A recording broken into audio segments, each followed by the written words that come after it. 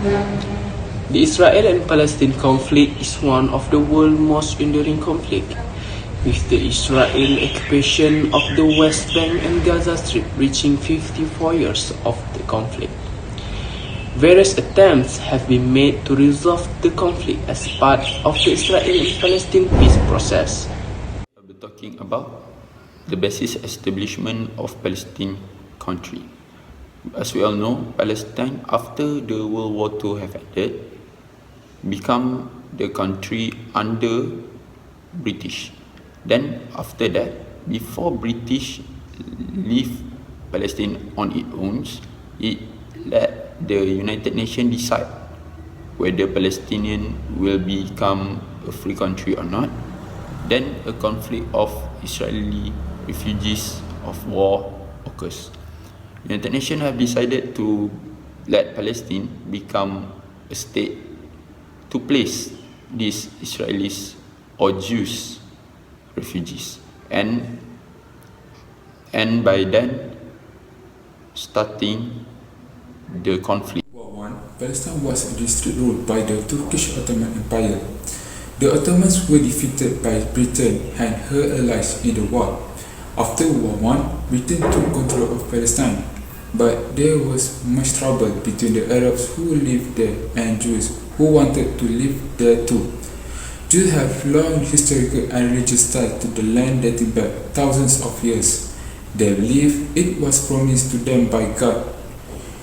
In the early part of the 20th century, thousands of Jews moved to the area before it became Israel to start new life and set up new communities. Many were escaping Europe and Russia as they were being persecuted for being Jewish. Many more moved to Israel after the Holocaust, including from Arab countries. After World War II, Britain decided to let the United Nations decide what to do with Palestine. The United Nations suggested dividing Palestine into two countries, one Arab and one Jewish. The Arab leaders said no to the plan, but the Jewish leader accepted it and declared the state of Israel. The American president gave his support to the new state. The neighboring Arab state declared war on the new country. After months of instant fighting, Israel and her Arab neighbors agreed to stop the war. Israel forces captured what is now recognized as the State of Israel by the international community. However, relations between them were still tense and more. I agree that the cause of conflict is due to differences in ethnicities or ideologies or the clash of civilization. This can be seen in the criteria of the geographic proximity of two different civilizations, different religions and culture, separate social structure, and the historical memories of both societies.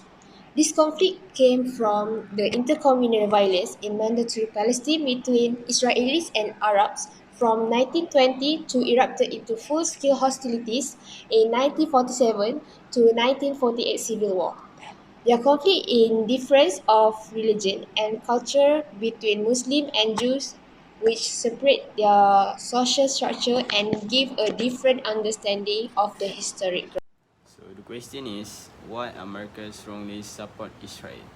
So first, we must know that the close relationship between the US and the Israel has been one of the most salient features in US foreign policy for nearly 3.5 decades. So why America strongly support Israel?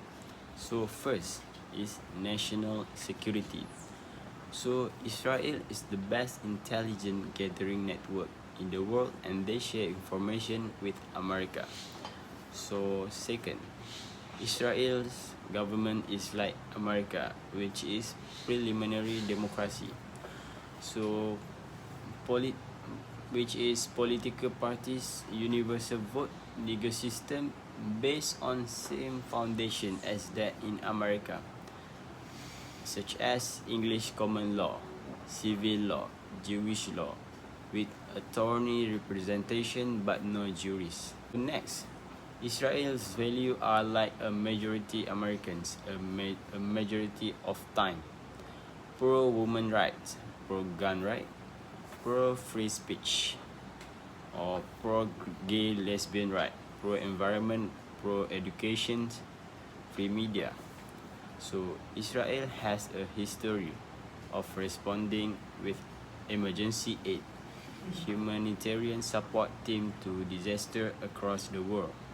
So in military, Israel has nuclear weapon and cyber espionage warfare capacities.